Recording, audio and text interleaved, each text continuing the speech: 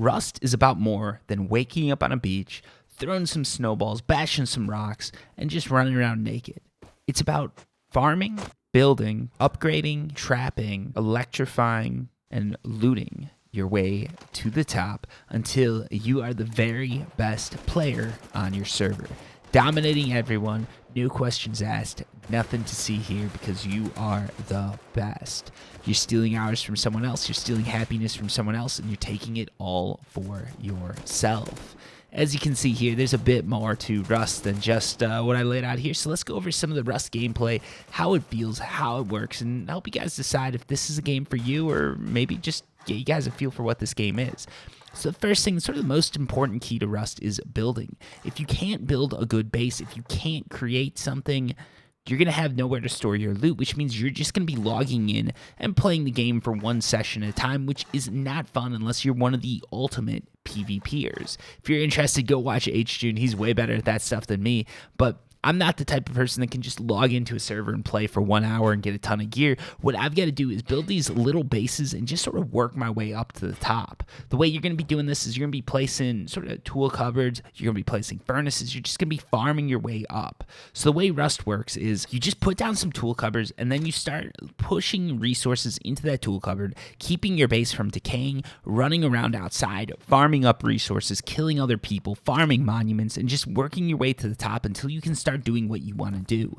Your end game in Rust is up to you, whether it's just creating some sort of cool electrical circuit that can light up the night, creating some traps, or becoming the best player and having the coolest bases. It is all up to you, and how you conquer a server is completely up to you. As you can see here, I'm just riding my horse down the road, and you're checking out all sorts of bases, and the amount of things that players come up with is quite amazing. The amount of creativity that you can see on a server is pretty cool to see. Even the kill-on-site servers, you do get some really cool hotels, you get some stores, you get a lot of stuff like that that's created by some of the bigger clans and the people who can put sort of a team together to make that stuff happen. And this is sort of one of the things I love doing. And if you're new to Rust, I'd recommend everybody do this. You just jump into a server late game and check out the things that players have created. Early game, everybody's just farming. They're sort of scraping their way to the top. They're just barely making it. They're trying their best to become the best on the server. But once you get late game, especially on these monthly wipe servers, you're going to end up with some huge bases, some huge compounds, some complex sort of stores, shop fronts, mazes, traps, and all sorts of cool things that are definitely worth checking out. And especially just to add to that, a lot of that stuff does start to decay. Sorry about that, stuttered a little bit. It does start to decay, which means you can run in there and you can start looting all sorts of cool weapons, ammo, stuff like that. Stuff that players had to work hours and hours and hours, maybe even days to farm up. And then they just got bored of that server. They left. So you can sort of just go into these decaying bases, take resources out of those bases, and basically use another player's time to make yourself have a bit of happiness, right? Because that's what Rust is all about. You're running around, you're farming up, you're taking your time, you're building up yourself until you get something crazy, and you can start going out and taking things from other players. It takes you hours and hours and hours to make stuff, so when you lose something, there's a bit of a sense of loss. There's a little bit more of a sense of just sort of importance to every sort of conflict in Rust. Whether it's a naked on the beach, trying to get out of there, trying to farm up your first base, to some sort of player running a monument just looking for good loot. And this is one of the things that is sort of key in Rust. You're going to start off in Rust, and the way it's going to work is you're going to be farming. Okay, you're going to build up your base. Once you've got a solid base built up, what you're going to want to do is run monuments. So this monument right here that I'm running is gas station, and you can see there's some harsh competition at the monuments. And the way it's going to work is sort of your lower tier monuments. This is where you're going to see sort of this combat style that I'm displaying here. It's a primitive combat style. You're using melee weapons, you're throwing rocks at each other. Everybody's just scraping to get by. They're trying their very best, and it might or might not work. Once you get a few days into the server, it's going to get a little more competitive, and you're going to end up with a lot of sort of tier 1, tier 2 guns and things that people are using. Here I'm using a nail gun, which took a workbench to build, and I'm taking out someone who has a sort of tier 3 shotgun. This is a shotgun you can't even loot, so this was quite the win for me. If you look at that, that is a impressive shotgun right there, and that gives me quite the edge, actually, by looting that. So this was an example of me sort of being able to take a good amount of hours from someone and make them my own. You've only got 24 hours in a day, but if you raid your neighbor's base, you might be able to get 450 hours of work done in just a couple hours. And once you're done with like gas stations, sort of tier 1, tier 2, you're going to be moving on to some of these higher level monuments. So here you can see I'm running power plant. This is a monument that actually has a bit of a puzzle to it. So the way Rust works is you've got your basic monuments. There's no puzzle. You just run them, you get loot, and you get out. Monuments like this, they've got puzzles. You've got these things called key cards. There's a green key card, blue key card, and red key card. The way these work is you swipe them at a door, and you can get into sort of these places and monuments that have better and better loot. So you flip switches, you put in servos, you do all sorts of crazy shit, and then you can take your key card, you can swipe your key card and get into a deeper level of these monuments, which means you're going to be getting better and better loot.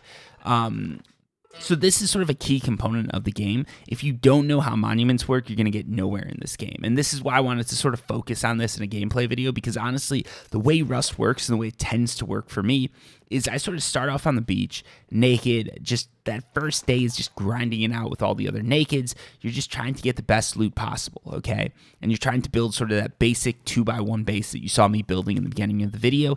After that, I start running monuments. I start off with gas station, get my green key cards, sort of build that up, go over to like something like satellite dish, which you can get your blue key cards for. And then I start running this monument right here that you're seeing, like a sort of lesser known blue monument. You can see sort of a map breakdown of this if you go to my channel. But yeah, like this is a blue monument, a blue key card monument that I'm running right here. It's called Power Plant. And what I'm doing here is I'm just swiping my key cards, getting deeper and deeper into the monument and getting better and better loot. This is how you get really good stuff. Like you can see here, that first slot that I've got down in the bottom center, that's a airdrop, which means you can throw this smoke grenade. It's going to go off. Everybody sees it for miles and miles. They all come in and you've got to fight it out for whatever is being dropped in the airdrop. Usually it's really good shit. So, you know, all your neighbors show up and it's a big block party, except everybody's trying to kill each other instead of eat, you know, hot dogs and hamburgers. Yeah, so running monuments is extremely important. That's one of the things that's sort of key in Rust and your sort of mid-game sort of play style.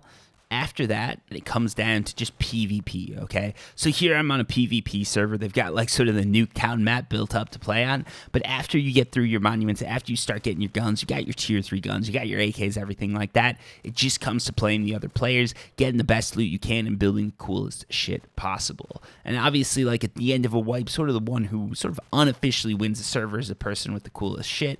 It doesn't really matter how you did primitive, how you did sort of that mid-level. What it matters is what you've got at the end, what you've built, and how cool it looks. This is obviously PvP server. It's called UKN. It's a great place to sort of train your aim and everything like that, because one of the things that's sort of different from a lot of other games is that in Rust there's spray patterns. Each gun has a different spray pattern, which means it's very hard to use every gun. You've got to sort of learn the patterns of each gun, the AK being a sort of legendary gun that's extremely hard to master. Here you can see I'm just starting to learn that pattern.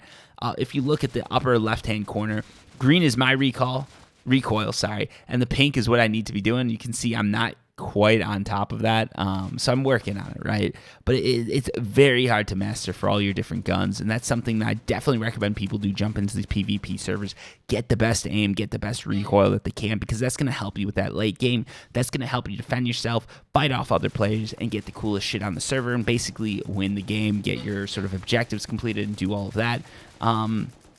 But yeah, this is sort of a good example of Rust gameplay. You've got a lot of stuff that you can do. You can do everything from just sort of playing the basic Rust, building the coolest base, building hotels, building stores. The world sort of is your oyster when it comes to Rust. You can do anything your heart desires, or you can do absolutely nothing at all. So that is your basic Rust gameplay in 2021. In addition to what I've shown, you've got vehicles you can drive, you got minicopters you can fly, you can raid bases. I tend not to raid bases because I feel like I'm just doing too much of a disservice to my fellow players, because you're just taking too much time from them.